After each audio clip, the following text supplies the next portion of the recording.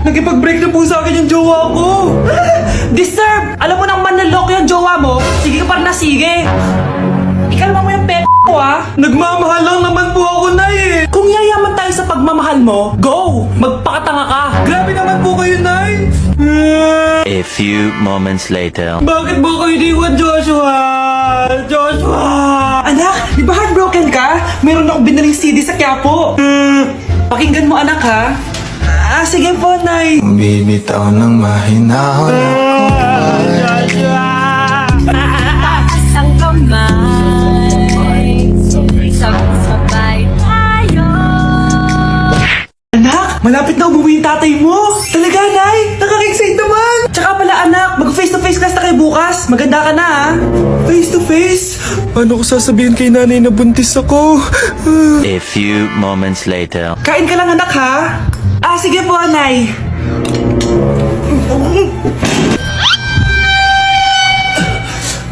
Anak, may sakit ka ba? Wala po, Nay. Buntis ka? Opo, Nay. Kaya di po ako pwede mag-face-to-face. Paano ka mabubuntis wala ka naman jowa? Meron po akong jowa, Nay. Tinago ko po sa inyo. Okay lang yan, anak. Tanggap pa rin kita. Darling, andito na ako. Andito na pala tatay mo. Darling, eto na pala yung anak natin. Hi, Tay.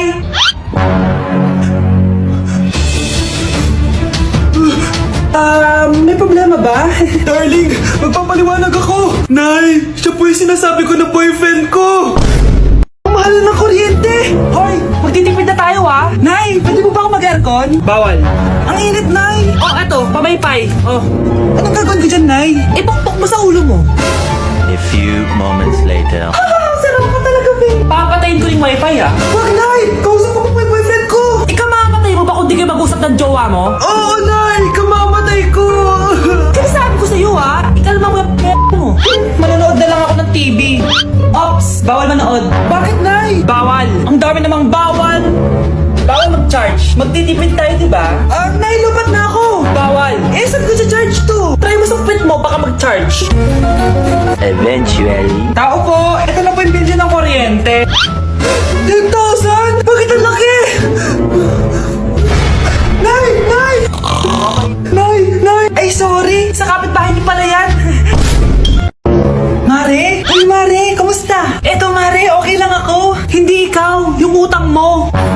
Mare, wala pa akong pera eh. Aba, isang taon ka na walang pera, Mare ah. Kaya nga ako pumunta ulit dito, Mare, kasi mangungutang ako ulit sa'yo. Ay, bawal na. Umalis ka na dito. Sige na, Mare. Kailangan ko lang talaga ng pera. Wal! Ayaw mo akong pautangin ha? A few moments later. Hi, Mare! Mangungutang ka na naman? Ay, hindi ako mangungutang, Mare. Bibigyan sana kita ng niluto ko. Ay, talaga ba? Hoy! Hoy! Wala ka galaw! Ano to? Hold up yata yun, Mare. Hold upper? Anong gagawin natin, Mare? Ibigay niyo sa akin lahat ng pera niyo. Bigyan mo ng pera, Mare. Pera? Ito. Umalis ka na.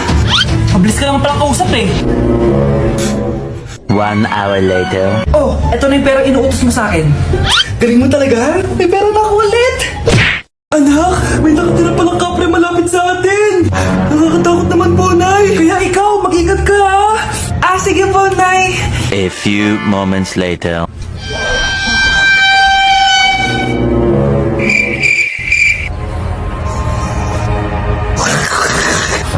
Ito na yung kapre.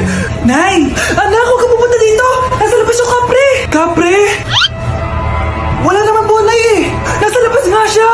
Wala naman, Nay eh. Pagsasabi mo dyan, bakit ayaw mo maniwala sa akin? Nay, nandito po yung jowa ko. Talaga, anak? Sige, mapasukin mo! Anak, yun yung kapre sinasabi ko sa'yo. Anak, walisin mo yan! Anong kapre, Nay? Jowa ko yan! Tama na, nanay ko yan. Anak? Nay, tsaka pala, magpapakasal na kami. Mga anak, mag-aaral na kayo sa Lunes. Yes, sa wakas, face-to-face class na. Ayoko pa mag-aaral. Babe, magkikita na tayo. Nay, kailangan ko po ng notebook. Eto sa'yo. Limited edition planner to, ha. Wow, thank you, Nay. Ang ganda. Ano yung sa akin, Nay? Oh, eto, yellow pad. Bakit yellow pad lang? Tapos yung sa kanya, planner? May favoritism talaga dito eh. Nay, kailangan ko po ng ballpen. Oh, eto anak, G-Tech. Ang mahal nito. Ingatan mo yan ha. Thank you, Nay. Hindi ko babagsak to. Oh, ikaw naman. Etong sa'yo. Bakit maleta, Nay? Mag-aaral na ba ako sa ibang bansa? Yan yung gagamitin mo kapag bumagsak ka. Dahil papalayasin na kita.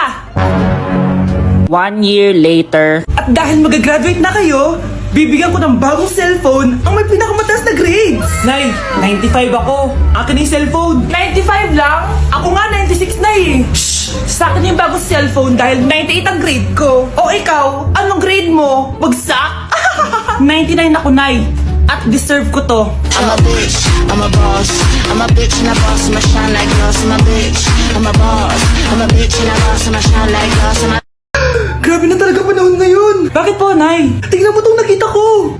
Bata, puro cellphone. Namatay! Fake news lang yan, Nay. Basta, huwag ka man lang mag-cellphone. Akin na yan. Sige po, Nay. A few moments later. Anak, grabe talaga. Bata, patay dahil sa food poisoning. Anak, huwag ka muna kumain. Akin na yan. Sige po, Nay. Gutom na ako. Soft drinks na lang ako. Hindi natin kapitbahay, anak. Namatay dahil sa soft drinks. Huwag kang iinom yan. Sige po, Nay. Magtutubig na lang ako. Anak! Anak! Tignan mo to. Bata, uminom na nakakalasang tubig. Namatay! Huwag kang iinom yan. Sige po, Nay. Matutulog na lang ako. Anak! Bakit po, Nay? Anak, ang dami na babangungot ngayon. Huwag kang matutulog, ha? A few moments later. Nay, nanghihina na po ako. Yun na nga ba yung sinasabi ko eh. Tingnan mo to nakita ko. Bata, nakalanghap ng nakakamatay na amoy. Patay! Anak, huwag ka muna huminga. Anak, huwag ka munang tumingin! Anak, huwag ka munang lumabas! Anak, huwag ka munang mabuhay! Anak, akalat dito! Maglinis ka nga! Anak! Ay, tingnan niyo po yung nakita ko! Tingnan mo! Yan! Diyan ka magaling! Puro cellphone! Buti pa yung anak ni Aling Susan tumutulong sa bahay! Pero Nay, nakakatawa po kasi. Sumasagot ka pa! Buti pa yung anak ni Aling Susan hindi sumasagot! Sige po, Nay. A few moments later. Good news, Nay! 95 yung grade ko sa school! 95? Ba't ang baba? Buti pa yung anak ni Aling Susan, naka 99. Hindi ka kasi nag-aaral na maayos. Matutulog na lang ako. Yan, tsaka magaling. Natutulog ka na naman. Buti pa yung anak ni Aling Susan, hindi natutulog. Pumaba ka nga. Kakain na lang ako. Yan, kumakain ka na naman. Wala ka lang ginawa kundi kumain. Buti pa yung anak ni... Tama na. Sumasagot ka pang bata ka, ha? Buti pa yung... Buti pa si Aling Susan, masarap magluto ng ulam. Ikaw, itlog lang, wala pang lasa. Nagrereklamo ka pa sa 95 gold grades? Ikaw, ano nakuha mo ng high school? Sige ka, pakita mo sa akin. Buti pa si Aling Susan, hindi mapanakit. Ikaw, mapanakit! Si Mr. Alarcon lang ang nakakuha ng 98 sa exam. Oh, ano kayo yan? Mga bobo. Tapos kayong lahat perfect kayo. Yan, ang yabang kasi. Buti nga sa kanya. Mr. Alarcon, bakit may bulak ka sa tenga? Kasi naman ma'am, palagi niyo sinasabi sa akin na papasok dito tapos lalabas doon, kaya hinarangan ko na. 'Di ba? Aminin niyo ma'am, talino ko doon. Class, lagi niyong tatandaan na hindi pinaparusahan ng taong wala namang ginagawa. So ma'am, di niyo ba ako paparusahan? Bakit, Mr. Alarcon? Kasi di ko po ginawa yung assignment eh. Psst, tali natin yung bag niya. Bilis! A few moments later. Yes! Sino nagtal ng bag ko? Tubuan sana ng bag sa mukha yun. Ako na po ma'am. Kuya, galingan mo ah.